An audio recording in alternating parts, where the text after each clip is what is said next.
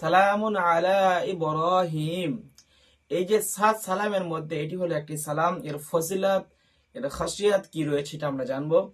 এই সালামটা যদি আপনি মাত্র 7 বার পরে, যদি কোনো জঙ্গলের মধ্যে যদি আপনি ভ্রমণ করেন, বা যদি কোনো বিপদগ্রস্ত যদি কোনো জায়গার মধ্যে যদি আপনি মানে যান, বা সেখানে আপনি খুব ভয়ের মধ্যে আছেন, আতঙ্কের মধ্যে আছেন, তো এই যে সালামটা আপনি মাত্র 7 বার পরে নিজের শরীরের মধ্যে ফুঁক দেবেন। আগে একবার দরুদ শরীফ, শেষে একবার দরুদ শরীফ। ইনশাআল্লাহ এই আমলটা যদি আপনি কন্টিনিউ করতে পারেন, ইনশাআল্লাহ বনের কোনো ভয়ঙ্কর জানোয়ার, কোনো জন্তু, কোনো সাপ, কোনো বড় বাঘ, যে কোনো জন্তু আপনাকে কেউ আক্রমণ ইনশাআল্লাহ করতে পারবে না।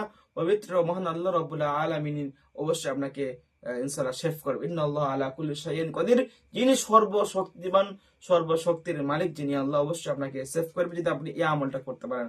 আশা করছি সকালে আমাদের ছোট্ট ভিডিওটি বুঝতে পেরেছি, ভালো লাগবে। অবশ্যই আমার চ্যানেল সাবস্ক্রাইব করে সাথে থাকবেন। আসসালামু আলাইকুম ওয়া রাহমাতুল্লাহি ওয়া বারাকাতুহু।